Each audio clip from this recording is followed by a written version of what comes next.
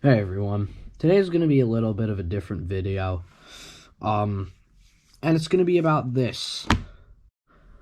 So I saw this book when I was in like, I don't even know what grade, but they were hosting a book fair at our school. In case you don't know what that is, it's where they sell books that are either super famous or they're kind of cheap and low quality. This is one of the ones that are cheap and low quality. You also know it kind of is at the same time because a lot of these come with more stuff that's low quality. So, we're just going to take a look because it looks kind of terrible. Like, some of the stuff is really stupid. So, let's roast this.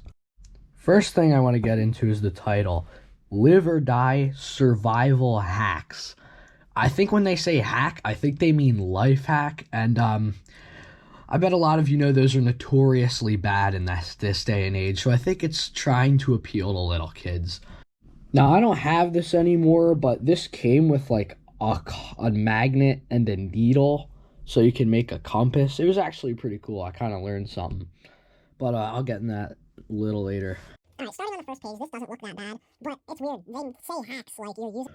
Oh no, your parents drag you on a sailing trip to see the polar bears. Who brings tennis rackets to the Arctic Circle? Nobody does that. This is a little bit concerning here. Why are they using giant logs and then lighting some quick burning tinder onto these giant logs? They're not going to light up that fast. The key to successful spearfishing is being able to see what's going on in the water, of course. How else are you going to see the fish? Try to spot with a clear water and a dark sandy bottom. Stay quiet and motionless so you don't scare away a curious fish. If you spot one, throw the spear at the fish when it is facing away from you. All right, so you're up here. Say you throw it at this. So you throw your spear. It kills the fish. The fish is floating over here. How the hell are you going to jump in the water and go retrieve it when you're in sub-zero temperatures and you're going to die of hypothermia when you get back out? It's totally mindless. There's no way to get the fish out of there. Most of this is okay. It's just telling you what a shelter does because a lot of people don't know that somehow. Down here it just says put bright color clothes so people can see you. Fair. But then over here, it says you can dig in the snow with a ruler. If you can't see at all, don't panic. Vision loss due to snow blindness is temporary and typically resolves itself in 24 to 48 hours. All right, so you said you're going to see polar bears up here. If you're not going to get mauled by polar bears now, then I don't know when you will, because you're sitting in your snow fort you dug with a ruler, and you're like blind as a bat sitting in there not knowing what to do. Next thing you know, you get jumped by 5 polar bears. Then it's all over. Oh no, on your way to Costa Rica, your plane crosses paths with a flock of birds who get stuck in the engine and cause your plane to crash in the jungle. As the sole survivor, it's up to you to find a way back to civilization. Alright, pretty unoriginal, but we can work with this. Alright, so then the stuff you brought with you for some reason is more random stuff that half of this stuff you can't even bring on a plane. Like, if you gave this bag of stuff to ISIS, I'm sure they can make a bomb in like 3 seconds. But then there's this. Pouring your water through a sock. I mean, in a pinch, it's not that bad, but I think that's just personal preference. Like, if you're not like a sock water person, I wouldn't do it. But again, there's probably going to be more filtration included than just that, because if you're like, say if you get that from like a swamp and you dump it through your sock, I still don't think that water is going to be that good, even though, right here, there's a stream pictured. I mean, stream water, you could get away with drinking a little bit out of a stream, but it's still not that great. So I guess the sock is a good route, but you could just use a shirt. And also, like, why would you take your sock off to do that? Fruit, look out for stuff that looks bad. Worms and grubs taste good. Yeah, up here, it's like, more spearfishing. I thought we had that already. And duct tape can make you a spearfishing master. That won't focus, but it does say spearfishing master right there. Over here, first aid, it says put super glue in your wound. All right, that's a little bit redneck, but I mean, if you're going to do that, that's cool. All right, so it's saying here to make a primitive oven for the fish you stabbed. Why would you make an oven when you could just light a fire and then cook a fish over it? Like right here, it says heat 6 to 8 medium-sized rocks directly over your fire for 3 hours. And then over here, it says wait another hour for the fish to cook. You're going to wait 4 hours just to eat a sunny as pictured. You know, and there's just like some dude who got in a plane crash, but you know, that's kind of different. Now, this is probably one of the dumbest prompts in this entire book, so let me just get into reading it.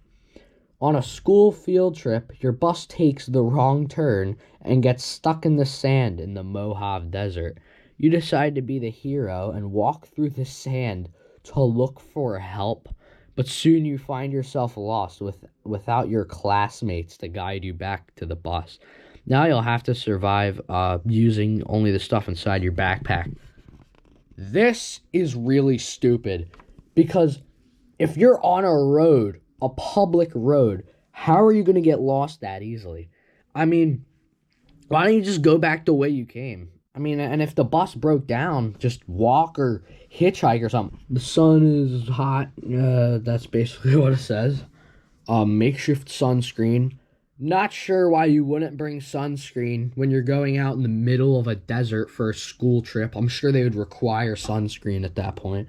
But it says make it out of your lip balm, and you have that for some reason. Nobody knows why. And then, you know, it's stop bleeding with lip balm, and then some more lip balm. Oh, this is lip balm, dude. Just, like, put lip balm on anything. Put lip balm on a broken leg, and it'll save you. All right, our next terrain is forests. And on your beautiful backpacking trip to the woods, you bring all the necessities, including a balloon. You know, purify it with tights they have. And then, you know, fill your balloon that you have with water. And then it says, look for nearby birds. They like to fly around fresh water, said the kid holding a coat. Keep away from caves, because, you know, there's probably, like, some sort of, like, orangutan waiting to, like, jump you in there. But, alright, whatever. Alright, being a Boy Scout, this kid's kind of an idiot because he broke, like, every rule and, like, the Scout law that he probably says every meeting. And then over here, he learned his survival skills from the book Hatchet. Dude, you're in Boy Scouts. They should be teaching you survival skills. Alright, here we have stuff that's, you know, more understandable. Unlike all the other ones, which are packed with, like, the most absurd stuff, this stuff's kind of fair. Bro, what kind of pescatarians made this book? You're going fishing for the 7,000th time, this time with paper clips, which also, that's a pretty crappy paper clip hook. You gotta bend it up a little more. And then, you know, there's some poisonous fish, like a cowfish and an oilfish and a triggerfish. Actually, no, triggerfish, you can eat them. It's just like they're, oh wait, unless they're toxic. I don't know. I'm pretty sure you can eat triggers. Porcupine fish. Pufferfish. I'm pretty sure you can eat pufferfish if you prepare them the right way. And a thornfish, which none of these I've heard of, except the puffer and the trigger, but okay. Then here it says to make the compass. Now, this is kind of the tutorial that it gave me, like I said earlier. You know, it gave you the needle and the magnet. But here it says to use a silk handkerchief. Silk. Who buys a handkerchief made out of silk besides the dude with like $4 million? Because silk is a very high quality material and it's a handkerchief, so you're blowing your nose with it. That's just throwing money down the toilet.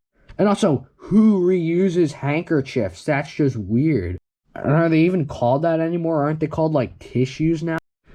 And then there's you know, the story where there's this dude on like a boat and some killer whales attacked him. I don't know. It sounds pretty stereotypical because I don't really think they're that aggressive. Unless they are, I don't know. Unless I'm just thinking of sharks. But apparently they attacked their boat and then they were stuck on an island and then I guess they were survived. And right here, you know, there's just some bonus tips. And then, you know, copperheads and coyotes and, you know, polar bears. Alright, so that basically concludes the book. Is it good or bad? I don't really know. Again, survival, there's no hacks in survival. Everything in survival is just, it's just like, there's no rules. So hacks, like, that title makes no sense. I mean, overall, it's not a terrible book. Like, there's some stuff that'll help you. But I just kind of think some of the stuff in it just, like, sounded really stupid. Just a cheap book, fair book. So, no offense to the author or whatever. I just thought it was kind of goofy. Well, I'll conclude today's video. I hope you enjoyed, and until next time.